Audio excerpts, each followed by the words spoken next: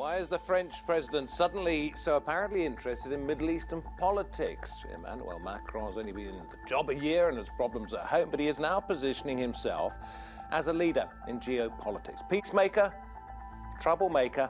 You're watching Roundtable with me, David Foster.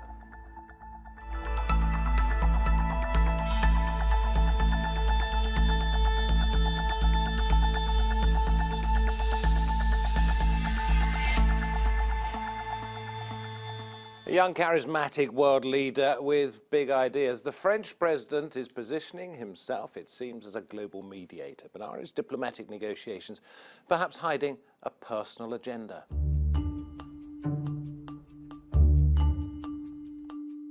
He has been France's president for only a year, but Emmanuel Macron is asserting himself as one of the world's power brokers.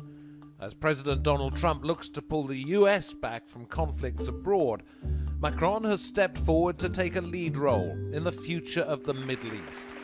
What is behind his diplomatic enthusiasm? Can he help to restore peace? With Germany trapped in domestic political gridlock and Britain dealing with the complexities of Brexit, Macron has strengthened France's position on the world stage. We can build the 21st century world order based on a new breed of multilateralism. Since coming into office, the president has visited 19 Middle Eastern countries. No other European or Western country has made such an effort. And he has already had diplomatic success. He persuaded Saudi Arabia's Crown Prince Mohammed bin Salman to release the Lebanese Prime Minister Saad Hariri from house arrest in Riyadh. And more recently, despite their differing political agendas, Macron said it was he who convinced Donald Trump to join the recent coalition airstrikes against the Syrian regime. Ont pleinement réalisé que notre responsabilité aller au-delà de la guerre contre Daesh et que c'était une responsabilité aussi humanitaire sur le terrain et une responsabilité dans la durée pour construire la paix. C'est aussi pour cela. His friendship with Trump blossomed during a US state visit, the first European head to be given that honor by Trump. Macron is attempting to soothe Trump's concerns over the Iran nuclear deal by seeking new terms, while mediating a bitter Saudi-Iran rivalry. President Macron may have received a warm welcome in America, but he will have a harder time convincing the Middle East and North Africa to trust him, given the decades of French colonialism. France sells weapons to Saudi Arabia and the United Arab Emirates, and Macron's been attacked by human rights groups for his support of the Saudi-led coalition's war in Yemen. The president also faces major unrest at home. In what is perhaps his biggest challenge since his election last May, tens of thousands of French workers have marched against Macron's hard-hitting economic reforms to cut public spending and scrap a tax on the wealthy. On touche une population qui est déjà, vulnérable, de précarité, des personnes qui n'ont pas beaucoup de revenus. Par contre, c'est faire le beau rôle aux personnes les plus riches et on ne fait absolument rien pour la fraude fiscale. His approval ratings have dropped to 40%, faster than any French president since Jacques Chirac in 1995. Is Macron the master of shuttle diplomacy, genuinely seeking to stabilize the Middle East? Or has his seduction of Trump and other leaders been a determined exercise in restoring France's cultural imperialism on the world stage? And to talk about all of this, I'm very pleased to say that we have from Paris a writer and historian, that's Gavin Mortimer. At the round table with me, Ian Black, a visiting senior fellow at the London School of Economics Middle East Centre, former Middle East editor and European editor for the Guardian newspaper. David Lees is here, who specialises in modern French history and politics at the University of Warwick, and Olivier Guitta, Managing Director of Global Strat, a geopolitical risk and security firm advising NATO, the EU and Europol. I am surrounded by people who are experts in this field. I know a lot because I've reported on the Middle East in general for the last 30 years, but I don't know the details. So let's start with Macron and Trump, if we may. If he's to prove himself to be a real global diplomat, perhaps he has to persuade Trump to hold off on not signing or ditching the Iran nuclear deal, and perhaps get the changes that he himself wants to see and that could yet save it. Is that likely? Olivier first. Not really. I think a few things that you have to keep in mind is that the French have had a stormy relationship with the Iranians to start with. If it weren't for Macron, that Iranian nuclear deal would have been much worse for the West and the international community, and the French had to take a stand against Obama to make it much more powerful than it is now. I think he might play the good cop, bad cop with Angela Merkel strategy and be closer to Trump in that fashion, because he has offered to change the deal, especially on the ballistic missiles issue. But the question is, are the Iranians going to bite? This is it. It's about the ballistic missiles, Ian, isn't it? And in what shape or form is he going to get changes, perhaps? Well, if he can. I think that it's important to understand that the 2015 nuclear deal with Iran was very important but very narrow. It covered the nuclear issue. It left aside a lot of issues of concern. The ballistic missile program is one of them, but another one of those, in a sense even more difficult, is Iran's role in the Middle East, its activities in Syria, in Yemen, in support of Hezbollah in Lebanon. Those are really difficult issues, particularly for the Iranians. So Macron is raising the game by talking about the ballistic missile issue thing. The question is, will that satisfy Trump? And Macron himself, after his visit to Washington, actually was quite downbeat about the prospects. Is he proving himself to be quite savvy on the world stage? I think he is, yes. I think he's appearing to be a world leader in a sense that we haven't had very recently, at least not with François Hollande. I mean, François Hollande was nowhere near the same kind of diplomatic player on the world stage. But I do think that Trump does respect Macron, seems to have some kind of respect for Macron, in a way that Macron is not afraid to tell him what he thinks he's thinking. I think the real issue is whether he can actually persuade Trump to do what Macron wants to do. And I think that's very, very unlikely. Well, that is for the future, whether or not the deal survives or is consigned to history or is changed. Gavin, Macron at home, the suggestion's been put out there by quite a lot of people that the reason that he's concentrating so much on the international stage is because his popularity is falling in France. I disagree. I think it's always been part of his strategy from the first moment he was elected, that really to re-galvanise France on the world stage. You mentioned François Hollande earlier. His presidency was a disaster in terms of international relations. And first and foremost, Macron wants to reboot, if you like, France on the world stage. And also he's someone, we have to remember his ego is such that he loves this part of a job, meeting the world leaders, presenting himself as the strong leader of Europe now. He's been given this great opportunity and he's going to seize it. Do the French people care whether he's the strong leader of Europe or not, as long as he runs their country well? Well, I think to the French, being a strong leader of Europe is very important, because how they're seen on the world stage matters to the French. And Macron, they may not like him. Opinion polls show that they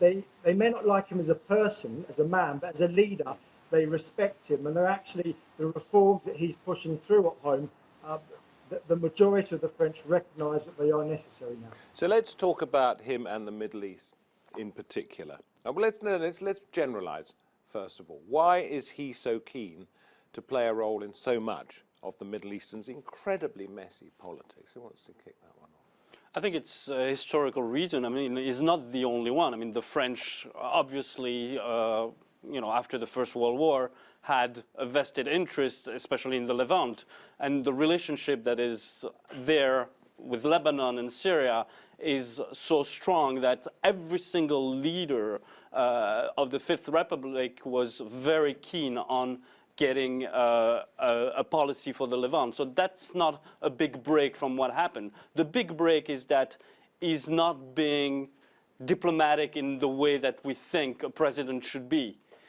He said it like it is. He has the respect of a lot of the leaders from Trump to Putin because he look at them in the eye and tell them hard truth that they don't want to hear from anyone. And is he going to say the same thing to leaders of very rich Gulf countries that could put contracts the French way? What do you think? I think that the Gulf is extremely important, but I think to stand back a little bit, I think that to understand Macron on the world stage, we have to look at two of the phenomena that are really changing the way the international system works. One is Donald Trump in the White House with his America First instinct and his generally unpredictable style, and I'm being quite polite. And the other is Brexit. Britain and France are both permanent members of the United Nations Security Council, like the United States, Russia, and China. Trump, we've referred to. Britain is embroiled in the drama, I'll use a neutral word, of Brexit, which clearly has implications for its role in the world and is already being felt. Macron has instinctively understood that here is an opportunity for France to play a bigger role than it has done in recent years, and I think particularly in the Middle East. And is it France because it has a history in the Middle East rather than Germany, perhaps because Germany has concerns about appearing to be too dominant on a world stage, perhaps because of its past? Why France? France has a history in the Middle East, particularly in the Levant, in Syria and Lebanon, but there's also North Africa, the Maghreb.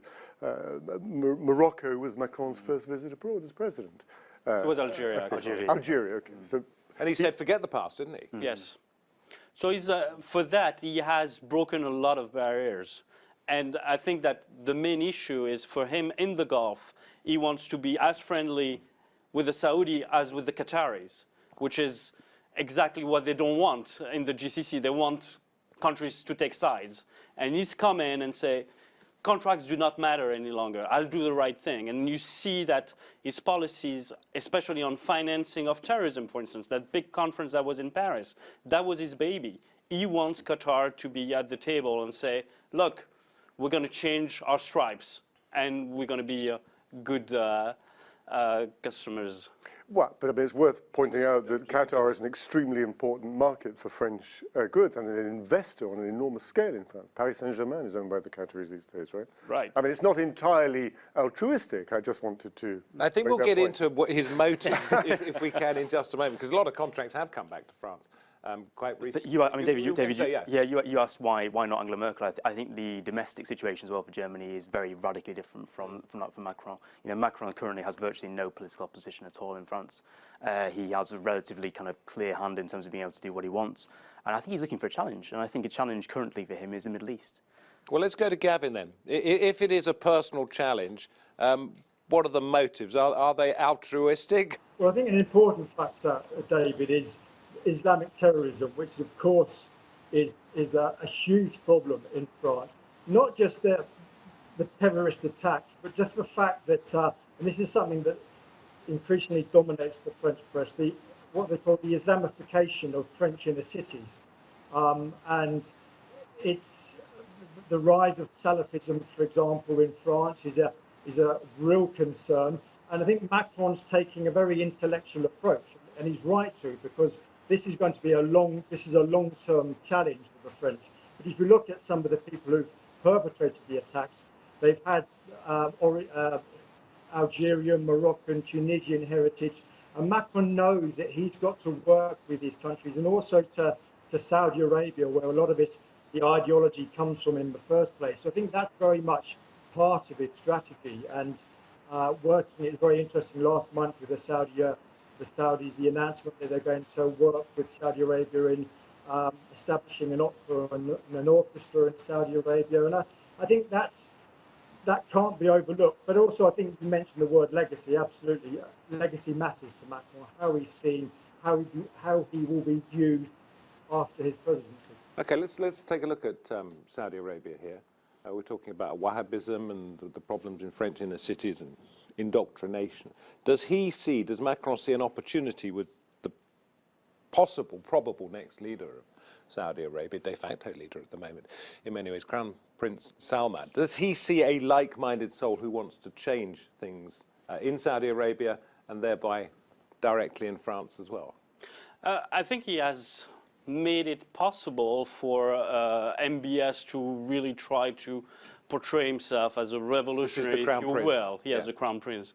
And we've seen little steps. The Muslim World League head, for instance, went to the Great Synagogue in Paris.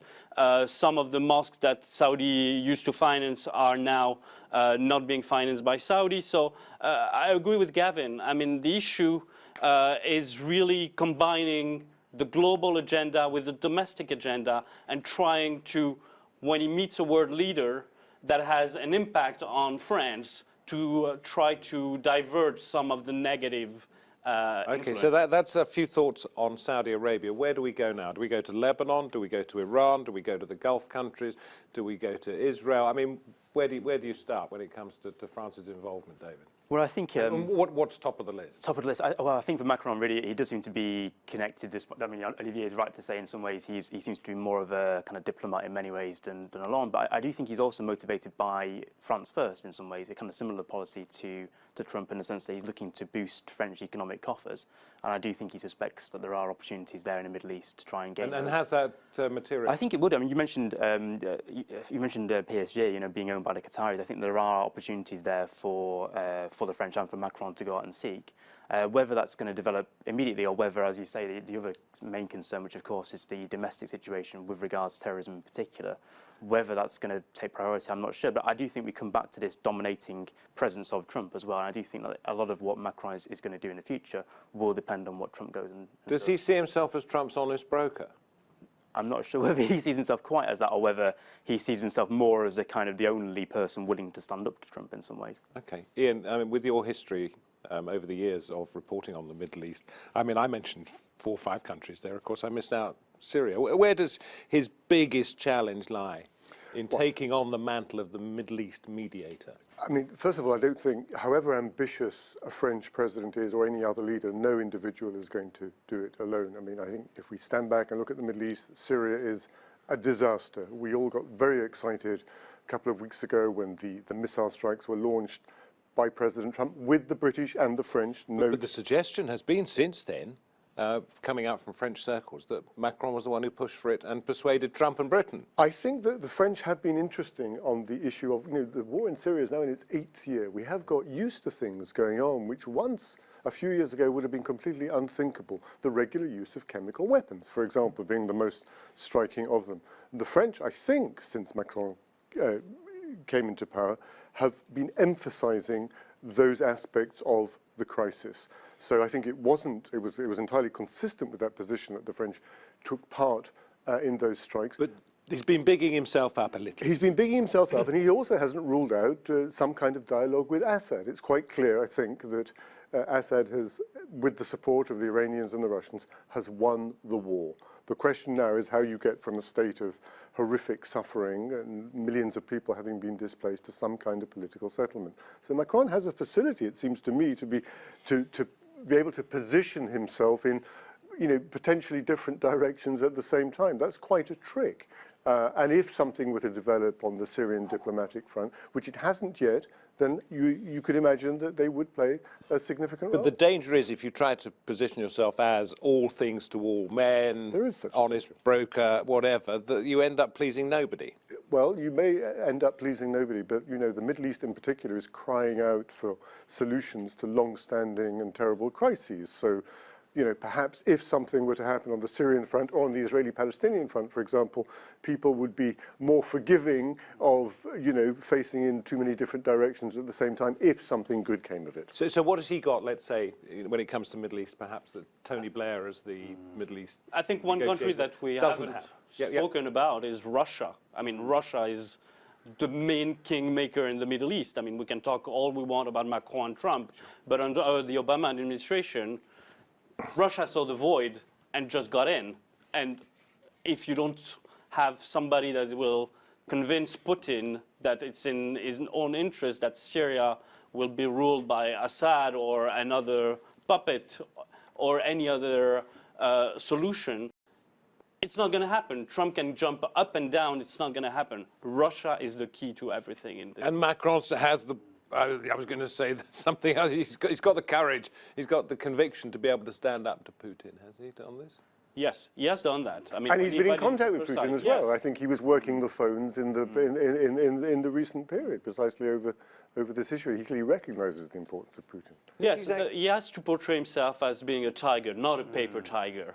And he has gained the respect of Trump and Putin, which is rare. What about his commercial background in dealing with people? In the same sense that Trump has a commercial background and they see issues not necessarily emotionally, they see them in practical terms. Making a deal, I think, is crucial, really, in terms of his capacity to make a deal. I think as well, it's interesting in terms of going back to motivations a little bit.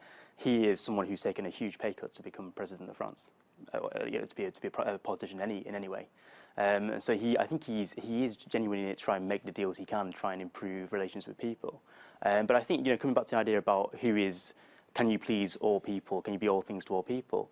Ultimately, Macron, it's a win-win situation for him in terms of his domestic agenda, at least, because he might be in some ways deflecting away from what's going on at home with the current strikes. But he either appears to be this kind of kingmaker figure who can solve the problems in the Middle East, or he appears to the French, at least, to be someone on the world stage as a kind of de Gaulle figure, which we've not had previously for the last 40 or 50 years. What would be a sign of some kind of achievement?